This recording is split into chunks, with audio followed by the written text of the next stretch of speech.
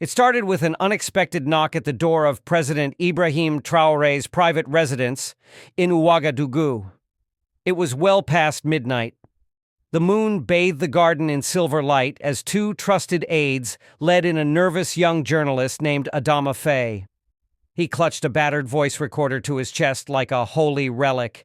"Mr. President, forgive the intrusion," Adama stammered, sweat glistening on his forehead despite the cool air. Traoré motioned for him to sit, eyes calm but razor sharp. For weeks, whispers had reached Traoré's ears, rumors that foreign powers were plotting to fracture his administration from the inside. But tonight, this trembling young man claimed to have proof. Adama pressed play.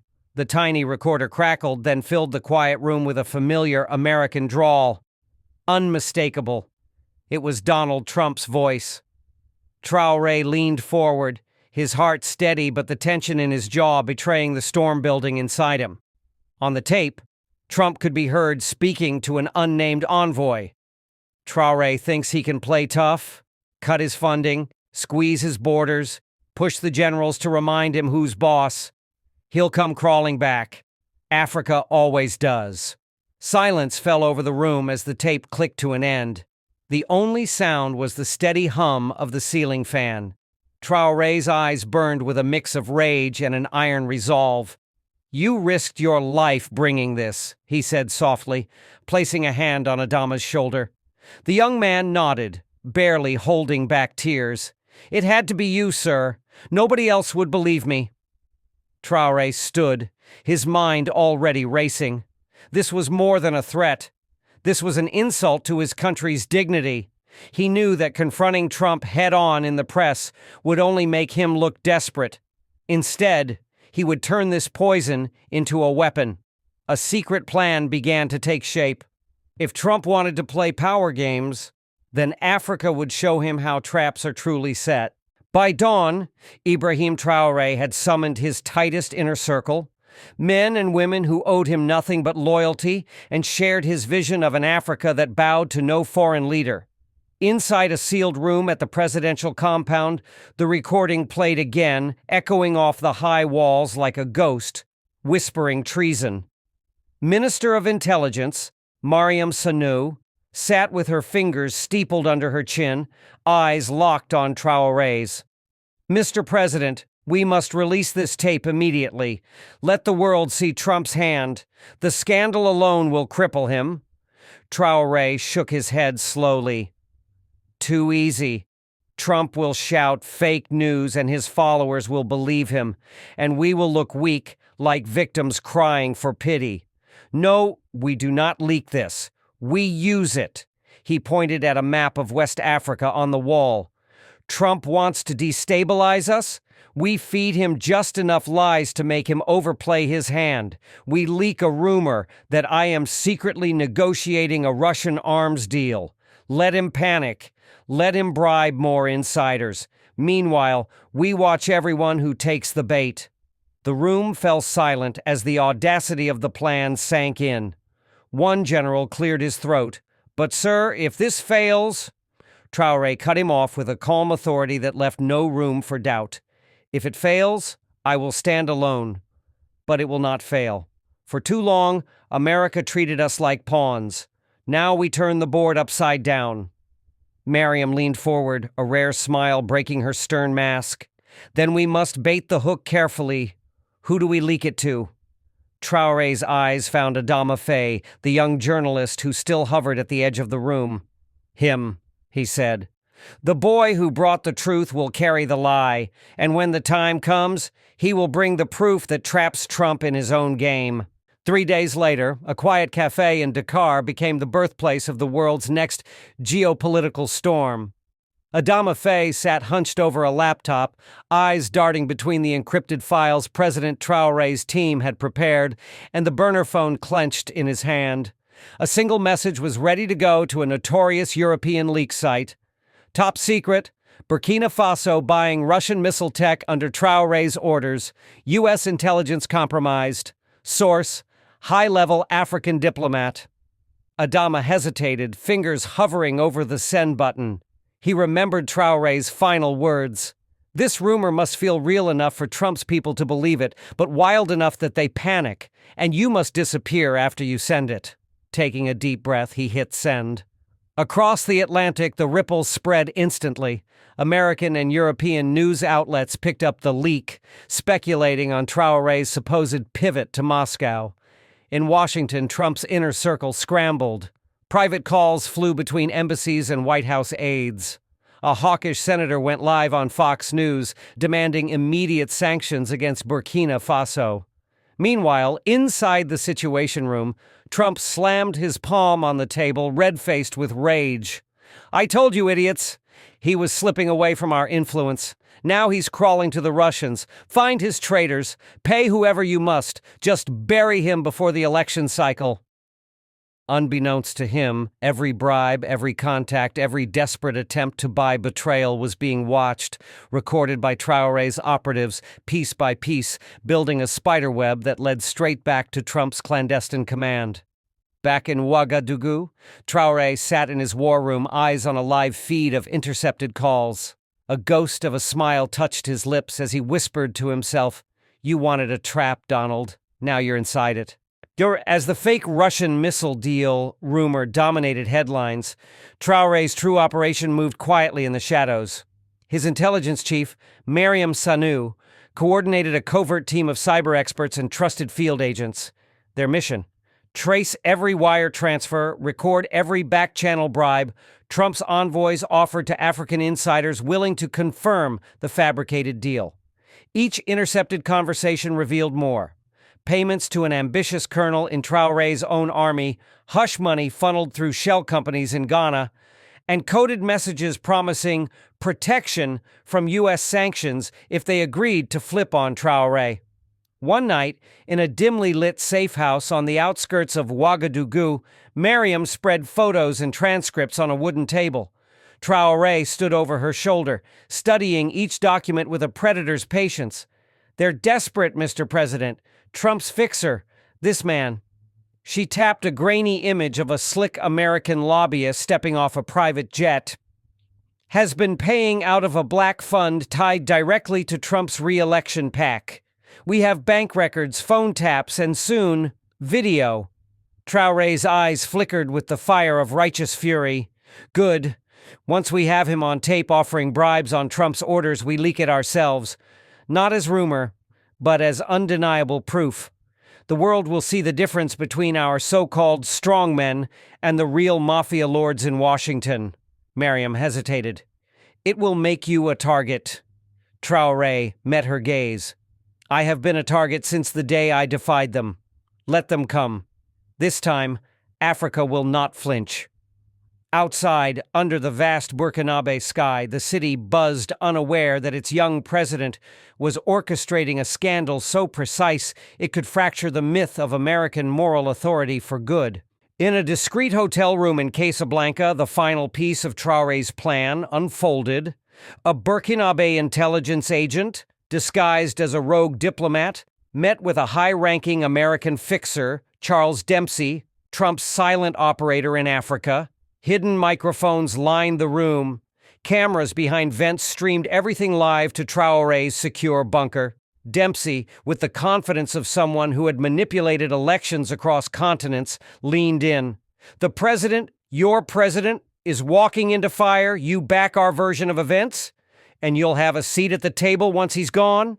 The agent played his part well. "And what would I need to do?"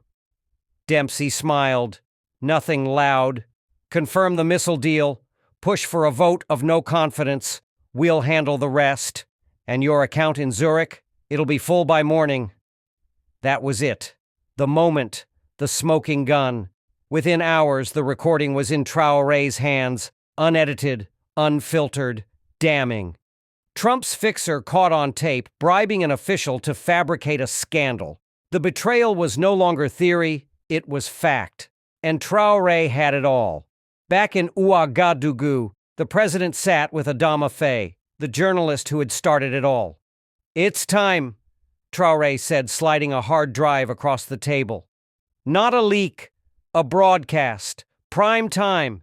Every screen, every feed, Let the people hear what America thinks of our sovereignty." Adama's hands trembled slightly as he accepted the drive. "This will change everything." Traoré nodded. "Then let everything change." That night, the nation and the world would hear the truth. And Trump? He wouldn't be able to shout fake news this time. The world would be watching, and the trap he walked into would close in full view of history. The next dawn, a convoy of armored vehicles rolled quietly through Ouagadougou's sleeping streets. Inside one, Traoré sat beside Mariam Sagnou, reviewing the final cut of the recording on a rugged military laptop. Every bribe, every whispered threat, every promise of American protection laid bare. No edits, no excuses. "Release it?" Mariam asked. "Not yet," Traoré said, eyes fixed on the screen. "First, I want Trump to see it leak and panic. Let him tweet, deny, rage. By tonight, the uncut truth goes worldwide." Meanwhile, across the Atlantic, in a private golf club in Virginia, Trump's inner circle was already in crisis mode. The fixer's voice had hit the dark corners of social media, anonymous accounts posting grainy clips of the bribe. Fox News called it clearly fake, but mainstream outlets were sniffing for the source. Trump slammed his phone down, rattling the glass table. "This African kid thinks he can embarrass me? He has no idea who he's dealing with?" Back in Burkina Faso, Traoré's team monitored every reaction. Analysts tracked Trump's tweets, the bots he paid to drown hashtags, the influencers defending him. It didn't matter. Each desperate spin only fueled curiosity. By mid-afternoon, millions had seen fragments of the truth. At exactly 8 p.m., Traoré appeared live on national TV. He sat behind his simple wooden desk, the same desk he'd used since the coup. No teleprompter, no fancy lighting. "My people, tonight you will see what they think of us," he said calmly. No edits, no commentary, just their words. He pressed a button. Around the world, screens flickered, and the unfiltered betrayal played out for all to judge. Outside, as word spread through the streets, ordinary Burkinabe flooded cafes, markets, and dusty village squares to watch their young leader turn a superpower's shadow game into daylight truth. Within minutes of Traoré's broadcast, shockwaves rippled through newsrooms from New York to Nairobi. The recording played in full on every major network. No voiceover, no commentary, just raw betrayal. Viewers saw Trump's fixer brag about controlling African elections like high school popularity contests. They heard the threats, sabotage, regime change, blacklists, and they saw the bribes, crisp dollars changing hands, promises scribbled on hotel stationery. Inside the White House, Trump's loyalists scrambled to spin. Leaked emails revealed frantic calls to allies in Europe, demands for public denouncements of foreign disinformation. But behind closed doors, they were in meltdown. "He outplayed us," muttered a top advisor. "He turned the entire narrative into a confession." Meanwhile, in Burkina Faso, the people's reaction was electric. Crowds formed outside the presidential palace gates chanting Traoré's name, waving handmade signs reading "No more chains" and "We stand with the truth." In the opposition's headquarters, silence hung heavy. Some had secretly bet on Trump's plan succeeding, positioning themselves as the pro-West alternative once Traoré fell. Now exposed by the same footage, they knew their political careers were finished. Inside his secure briefing room, Traoré watched feeds from around the world. His generals sat to his left. Mariam Sagnou typed notes on his right. One advisor leaned in, voice tense. "Sir, we expect retaliation, economic pressure, sanctions, maybe even covert action." Traoré didn't flinch. "Let them come. From this day, they'll find a people more united than any foreign army. No deal, no dollar, no mercenary can defeat a nation that knows the truth." Outside, fireworks burst over Ouagadougou. An old woman, barefoot and toothless, lifted her radio high into the night air, shouting over the noise, "He didn't kneel! He didn't kneel!" Traoré closed his eyes for a moment. the cost of his defiance still unclear, but one truth anchored him. This battle was no longer just his. By the next sunrise, the world's attention had pivoted firmly to West Africa. International reporters swarmed Ouagadougou's streets, eager to interview anyone who'd ever shaken Traoré's hand. Hashtags trended in multiple languages. Young Africans from Dakar to Dar es Salaam flooded social media with clips of the broadcast, captioned simply, "Never again." Trump's team launched a counterattack, a flurry of press releases claiming the footage was deepfake AI nonsense, that Traoré was a rogue dictator fabricating stories to hide human rights abuses. But the damage was done. Fact-checkers released side-by-side audio analyses proving the voices were real. Bank records leaked. Travel logs confirmed the fixers' meetings. For Traoré, the bigger fight now was internal. His cabinet was divided. Some ministers urged caution, fearing U.S. sanctions that could freeze loans and trade. Others wanted revenge, cancel every American contract, expel embassy staff, even pivot fully to Russia and China. Seated at the head of a narrow wooden table, Traoré listened in silence. His old leather notebook lay open in front of him, a habit he'd never abandoned, even as president. When the arguments reached a fever pitch, he raised a single hand. "We did not expose this to start a new master's leash," he said quietly. "Whether American, Russian, or Chinese, we will not trade one chain for another. We will chart our own road." The room fell still. Even the hardliners nodded grudgingly. Outside, a delegation from the African Union waited in the palace courtyard. They'd arrived unannounced, wanting to speak with Traoré. Some with offers of solidarity, others with discreet warnings to back down before bigger powers intervened more forcefully. From a shaded balcony above, Traoré watched them gather. He could feel the weight of history pressing on his shoulders. But unlike the fixer's briefcase of dollars, this burden could not be sold or silenced. He turned to Mariam Sanou beside him. "Prepare the courtyard. I will address them myself." Tonight, he thought, we show Africa that our future is not up for sale. The sun dipped low behind the old colonial walls of the palace courtyard as hundreds gathered to witness Traoré's next move. Delegates from the African Union stood in crisp suits and flowing robes. Local villagers pressed against the barriers, barefoot but determined to glimpse the man who'd humiliated a superpower on live TV. Traoré stepped out alone. No heavy security detail flanking him, no bulletproof glass. Just him, a wooden podium, and a crowd hungry for answers. He raised both hands and the murmurs hushed instantly. "My brothers and sisters," he began, voice calm but resonant enough to reach the farthest corner, "you have seen with your own eyes how they come to us with smiles and dollars, but leave us with debts and chains."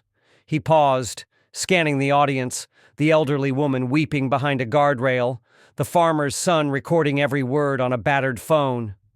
"Last night, they asked me to kneel, to take money in exchange for your dignity, and I refused." Applause erupted. Some AU delegates shifted uncomfortably. They had hoped to negotiate a quiet compromise. Traoré pressed on.